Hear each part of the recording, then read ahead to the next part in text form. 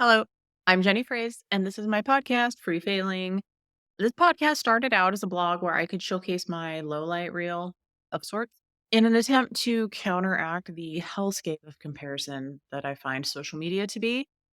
And now I talk to my friends about our failures and things that make us feel weird or isolated here on this pod. Listener, today we're talking about therapy, and it's my favorite subject, I think. My own therapy journey began 10 years ago when I realized I was carrying around an inordinate amount of anger, resentment, which was mostly showing up as insecurity. Unbeknownst to me at the time, I really had little to no self awareness. What I did have was a wildly inflated ego coupled with an attitude of Jenny knows best, when in reality, Jenny didn't know anything. In a nutshell, I needed to be brought down a few rungs, but I never expected to shed so many different versions of myself in the process of therapy, and I mean that in the best possible way. So we'll talk about what all that means and much more. I'm so excited. I love this topic. Welcome to the therapy episode.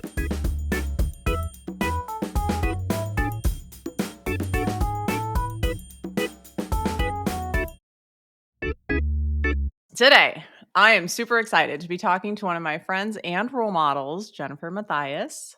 I met Jennifer through the Peloton community in 2019, and we quickly became friends on Instagram. Seriously, nobody has me laughing harder in my DMs every day. Jennifer is one of the most well-rounded people I know, from her love of books and her dedication to learning Korean over the last 2 years to her passion for marathon running and all things science. She especially loves sharing science-based knowledge with others, which has worked out extremely well for me. With a bachelor's degree in biological science from the University of Pittsburgh and over 10 years of experience in clinical research, Jennifer has worked on groundbreaking projects in almost a dozen different cancers, as well as the development of the life-saving COVID-19 vaccine. As someone who struggles with health anxiety, Jennifer was an invaluable resource to me during the pandemic, helping me to navigate the deluge of misinformation and providing me with easily digestible data. Jennifer lives in Pittsburgh with her husband, Joe, and two adorable Boston Terrier puppies, Chip and Dale. Beauty, brains, personality. Ladies and gentlemen, this woman is a triple threat and then some. Please welcome to the pod my friend, Jennifer Mathias. Hi. Hi. Thanks for talking to me today. Thanks for sitting through that intro. I know it's hard. No one likes it. I like it, but no one else likes it. It was great. It was great. I'm always like, we should eulogize people when they're alive. So I think this is my one chance to do that in this life. So I'm taking full advantage. So you very graciously agreed to talk to me about therapy today, which is something I am super passionate about. Started in 2013, so it's going to be my 10-year theraversary, as you said. So yeah, I guess I just wanted to kind of get your read on, let's start with maybe how it started. Was there like a moment? And again, of course, you can be as vulnerable or not Sure. in any capacity as you want. So just over 4 years ago, started my therapy journey with matching my toenail polish to the furniture in the therapy office. I saw Don't know that. how I That's did right. That's that. right. That's Yeah, right. very serendipitous. So cute. Right. So I think there were two things. One, I just kind of wanted to learn how to cope better with the world that we live in, my high stress job, all that kind of stuff. But I also, I guess my main driver, I have a complicated relationship with my mother. I don't talk about it a whole lot, so most people don't know.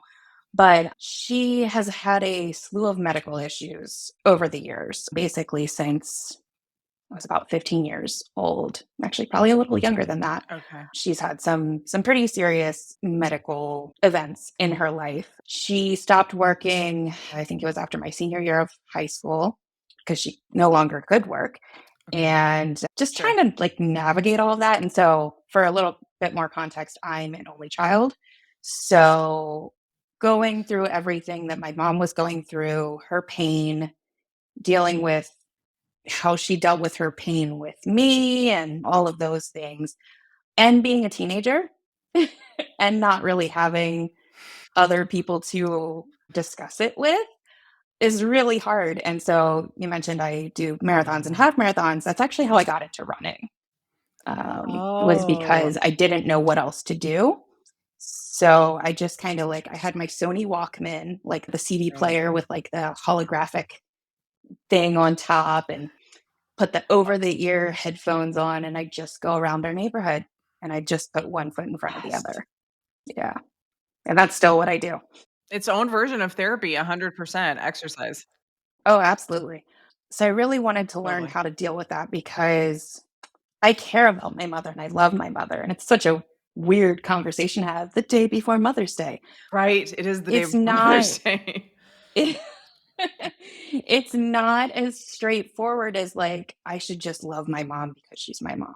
There's stuff Totally. around it. So I wanted to figure out how to do better at dealing with that. Long answer. No, great answer. Wonderful answer. I love the incorporation of the exercise into it because that is therapy. Like, for a lot of people, I think that they do sports early in life or things or have teams that they're part of, and I think that is a version of getting it out, Oh, yeah, 100%. right? It's like literally just energy in your body that you don't know what to do with, that is just building up, and so you can literally run it out or Mhm. whatever it is. Yep, So no, I think that was a great yep. answer. I too, so we didn't know this about each other. That's crazy. Or maybe I've shared this before on my page. I don't really remember, but yeah, I don't talk about it super often. I do also have a complicated relationship with my mother in that I went no contact in 2016 Okay. at the guidance of my therapist.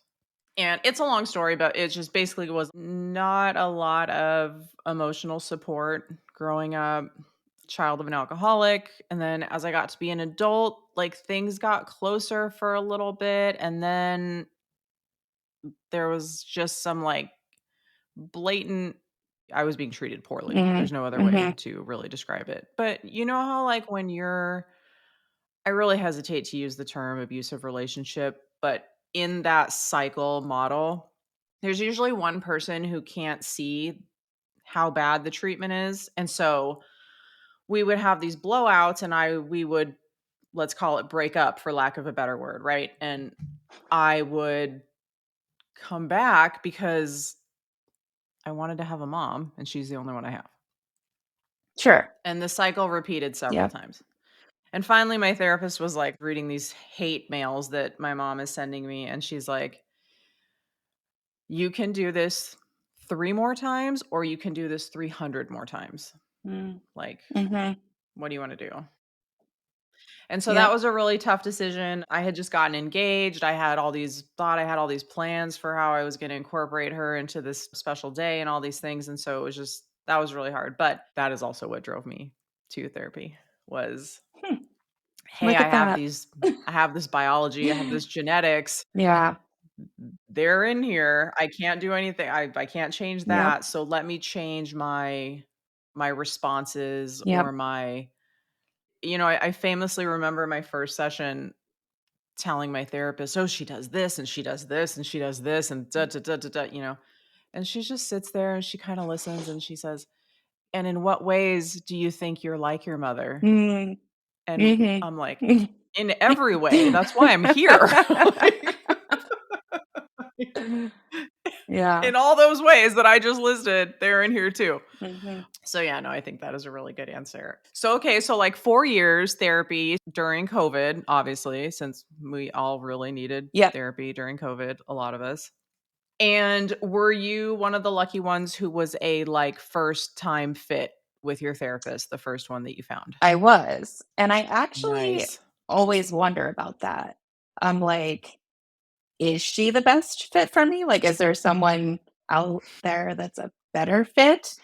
For me personally, what I was looking for, because it's such a, I think you have so many expectations when you're going into it for the first time, or maybe you have no expectations. But when you don't know exactly what to expect, you don't know what to look for.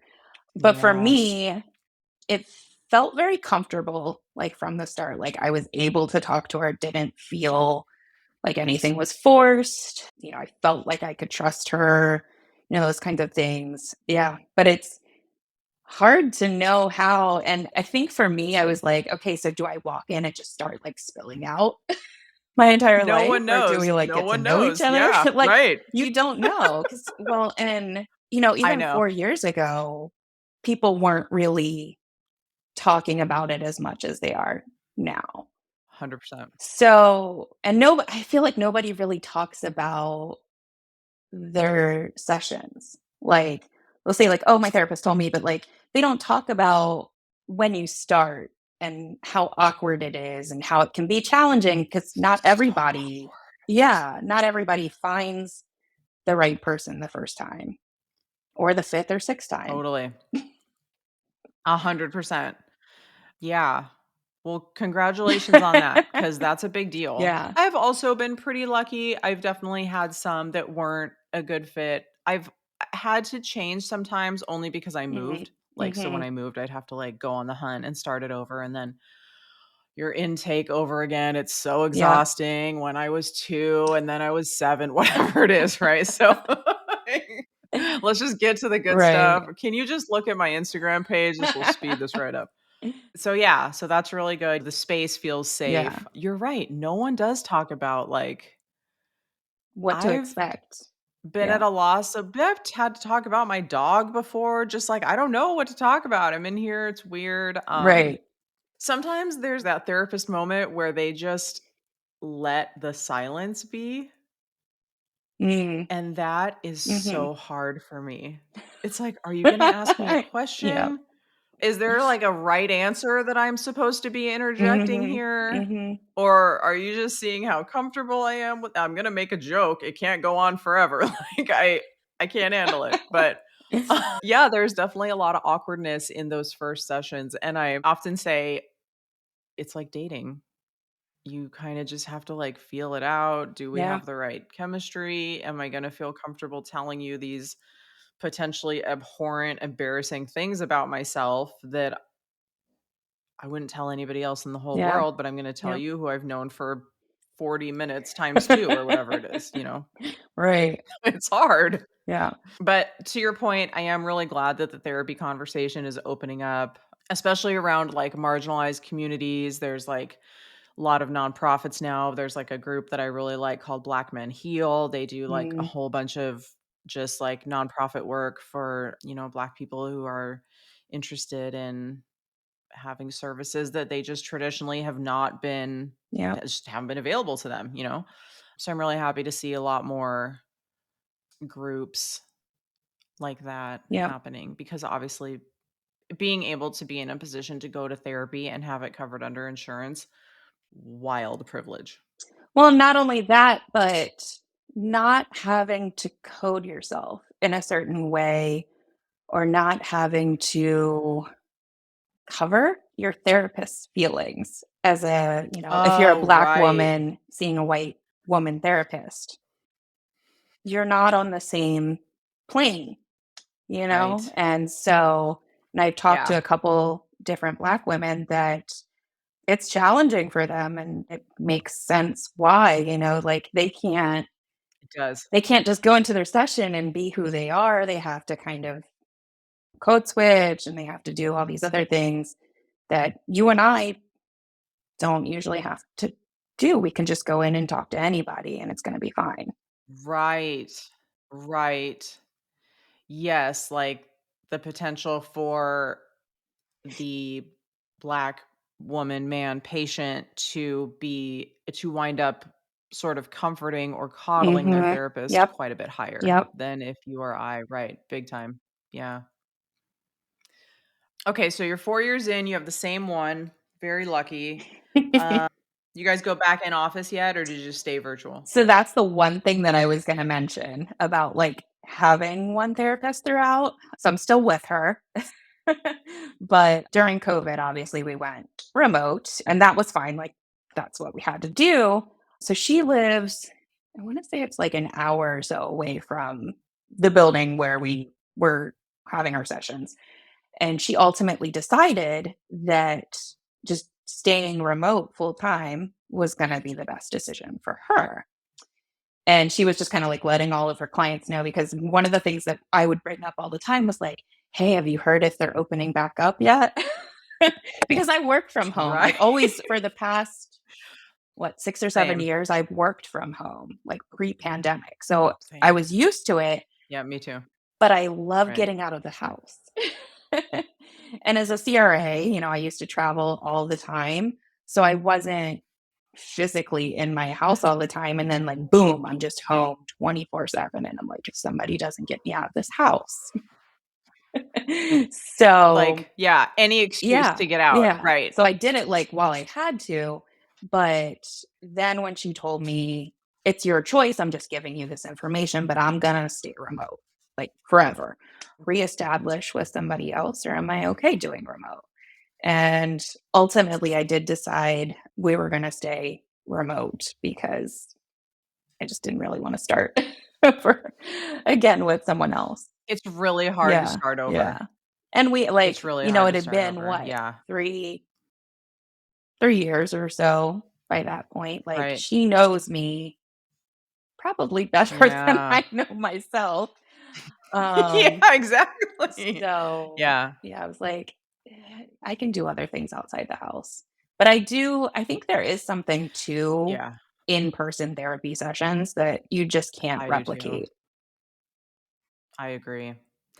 One of my favorite therapists in Bend, Oregon, I can still remember the feeling of sitting in her office. Mm, It was all painted in these like tranquil blue, very calming colors. And she had like just like a little like tea and all these like mhm, perfectly textured blankets or pillows and like things that you could like feel and smell. And it was just like I could not walk in there without taking a full belly breath in and being mhm. like, "Okay, I'm grounded now." Yep, And it's different from clocking out of my computer at work, moving over one yep, room, opening up yep, a new computer, yep, and getting on this session. Like, it's just not the same grounding. yep. And when your house So is I fully I yeah, when your house is your office, yeah, it's just nice being removed from it. But yeah, I agree. Yeah. But what are you gonna do? right. My therapist also is not going back to in person ever, and it's because they're saving, Mhm. like, hand over Yep, fist yep, money in rent. yep. So I get it. I get it. What surprised you about therapy, I guess? So, I guess 2 things. One, I really did expect, like, you just kinda walked in there and you got right down to work. Maybe that says something about me, I don't know, but, like, you're just gonna walk in and just start telling, like, time is my and therapy is not cheap, as we all know. Right. So it's No, like, it's not. "Come on, Even with insurance, yeah, right. fix me, let's go." Um, I 100. I a really 100. I really did think, like, that was what you had a little buffer period, but then you got into it.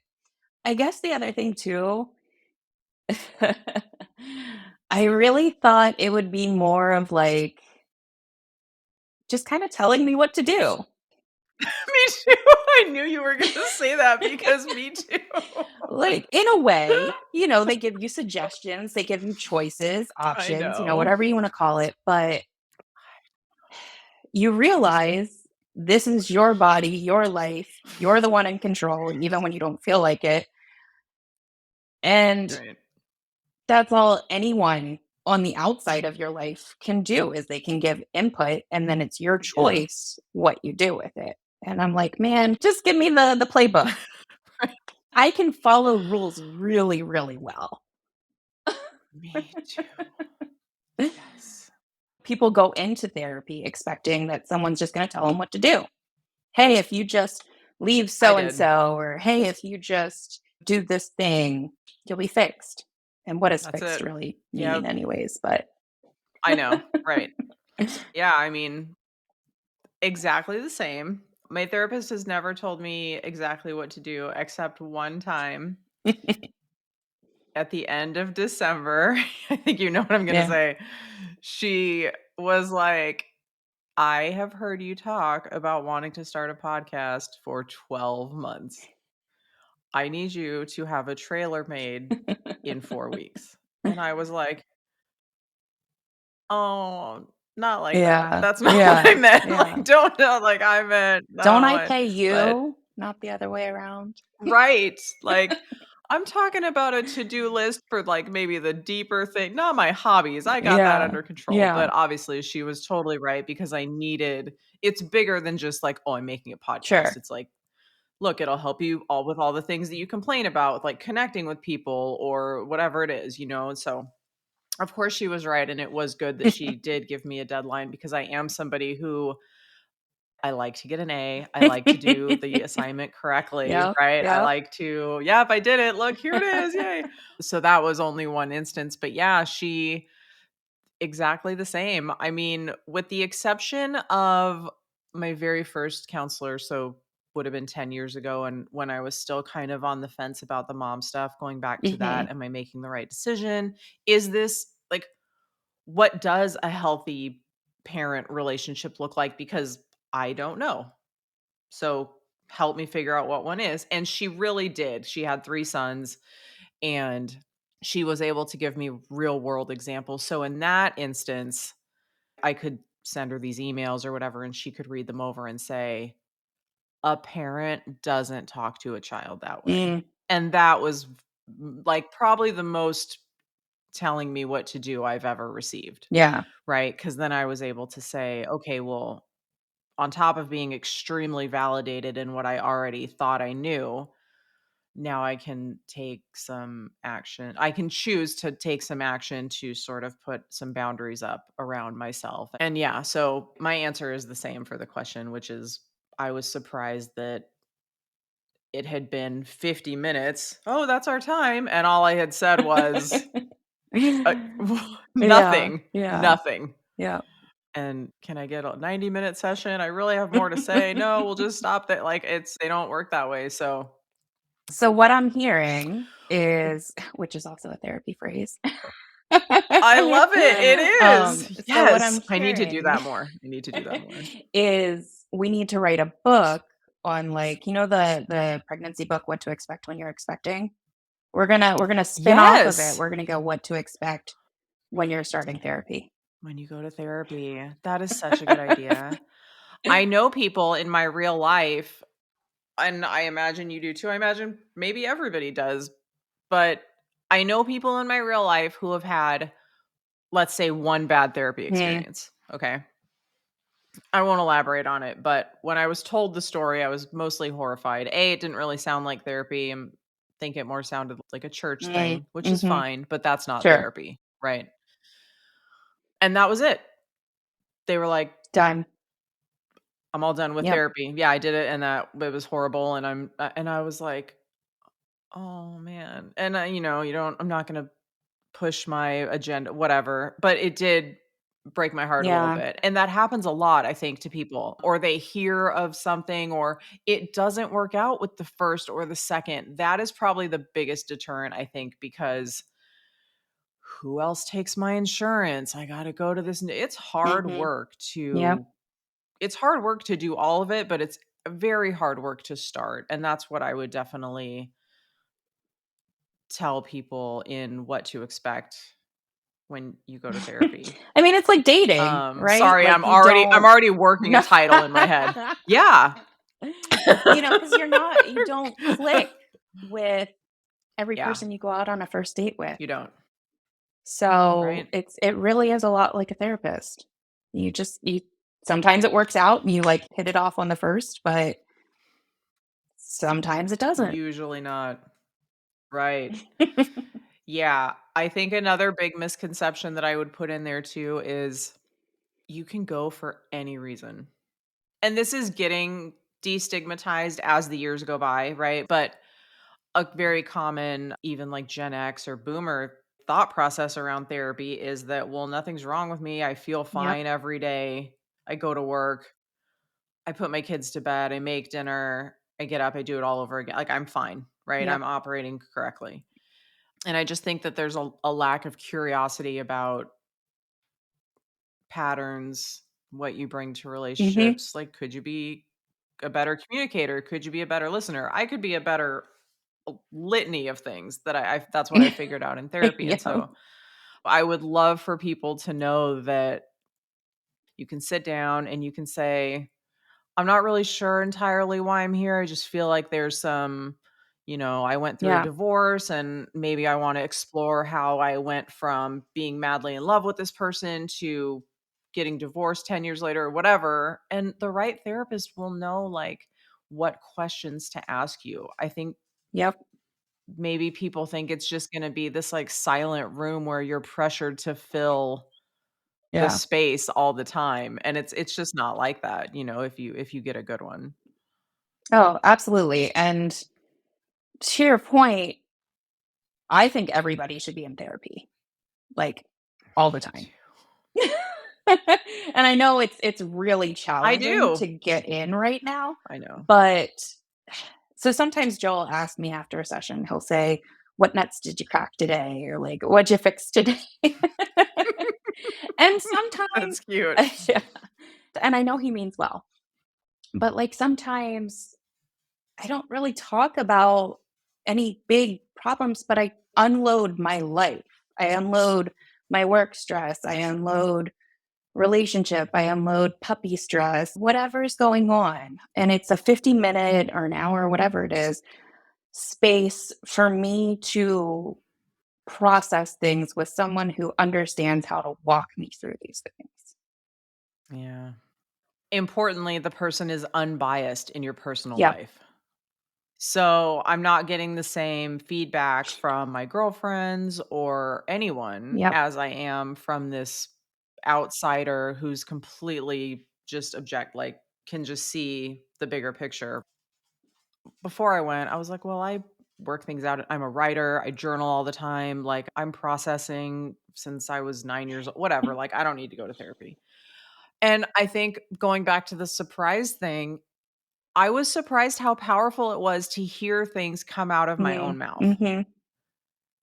that I've said to people, kind of, maybe some people, but like shame is a great example. No one's at a party like, I feel terrible because like it's just not a topic that we stuff it down. It's a Yeah. terrible feeling. It exists in everybody and it's a terrible feeling. All those things can be true at one time. And so to say, "Oh my gosh, I did this thing. I hurt this person. I embarrassed myself. I whatever these like deep things are that they happened, but to say them, Yep. usually the response is acknowledgement and how can you show up for yourself a little kinder, and then what steps can you take to maybe prevent, like how do you want to mitigate this behavior in the future? But it mostly starts with like the kind self narrative, which I'm only recently learning and I really like that part.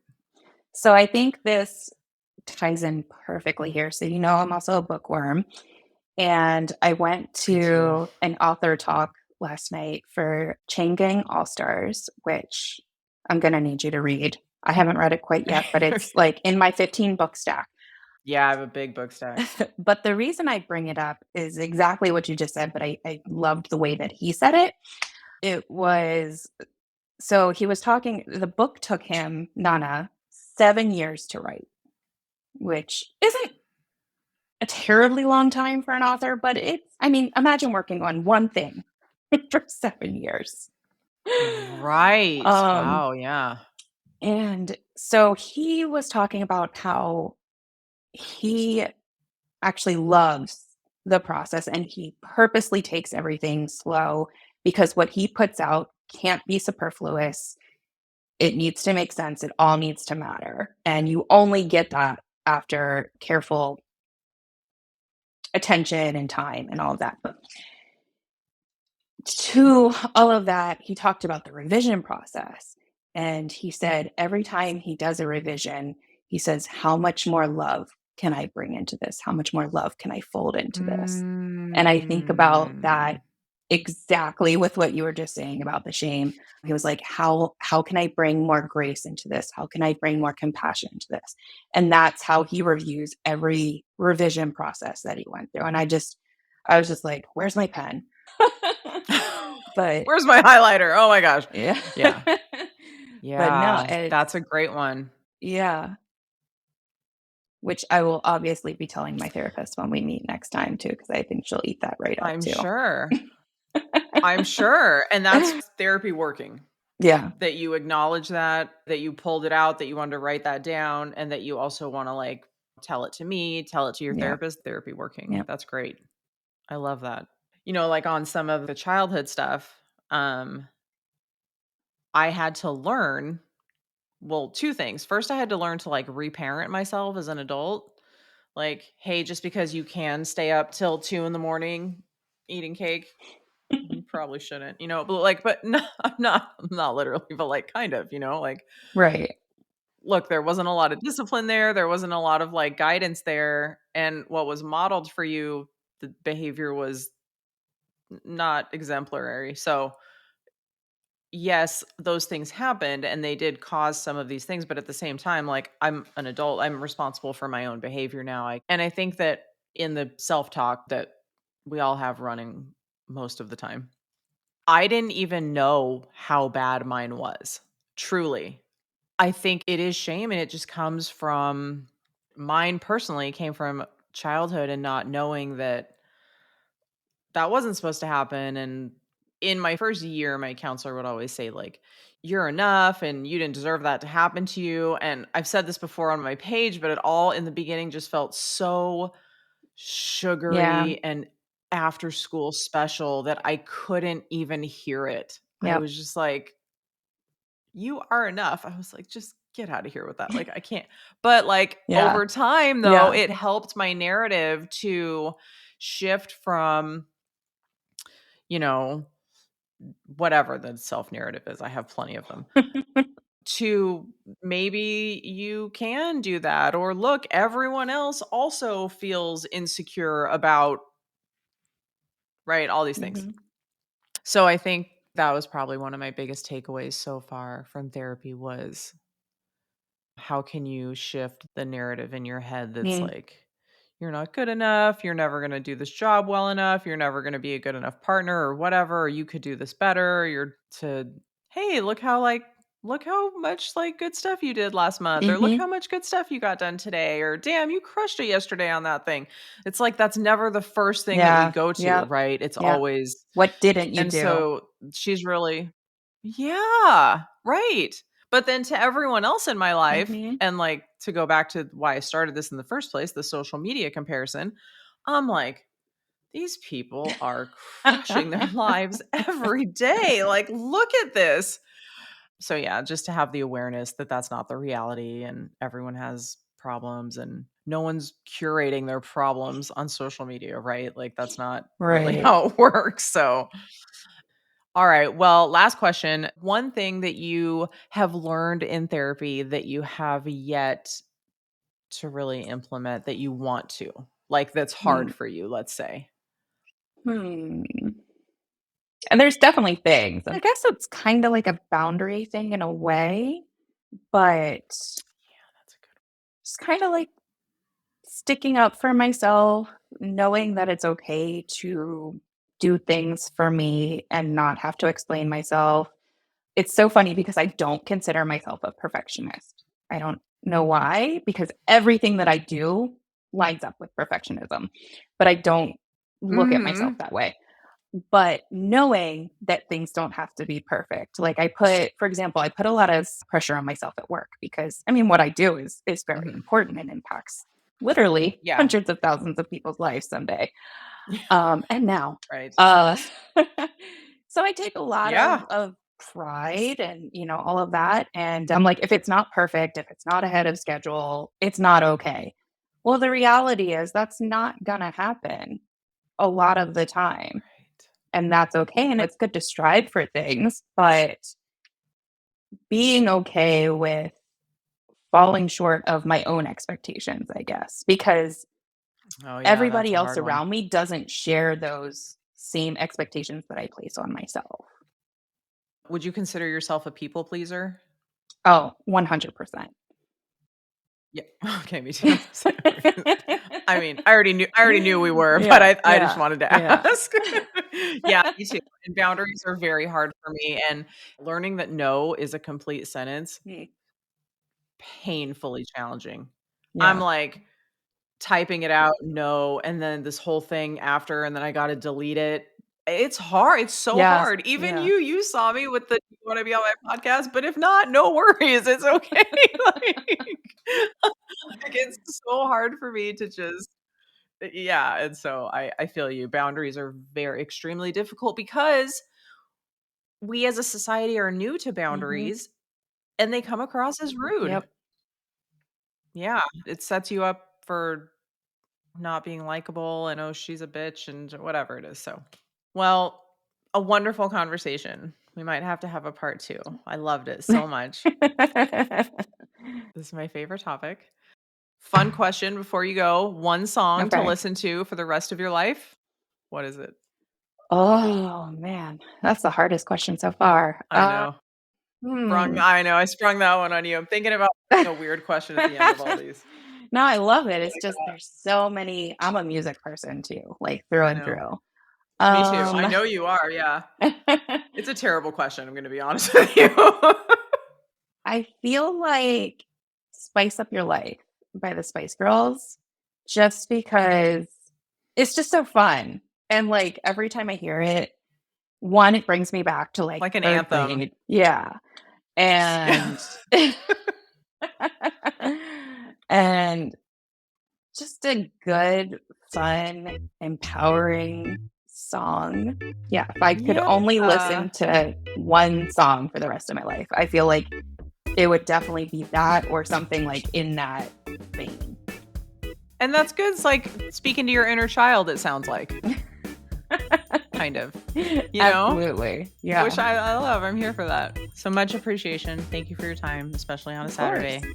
I love talking to you. And if you like what you heard today, you can find Free Failing on Instagram at Free Failing. Email me, jen.freefailing@gmail.com. Until next time, take care of yourselves, take care of each other, and I'll see you next time. Bye. Bye.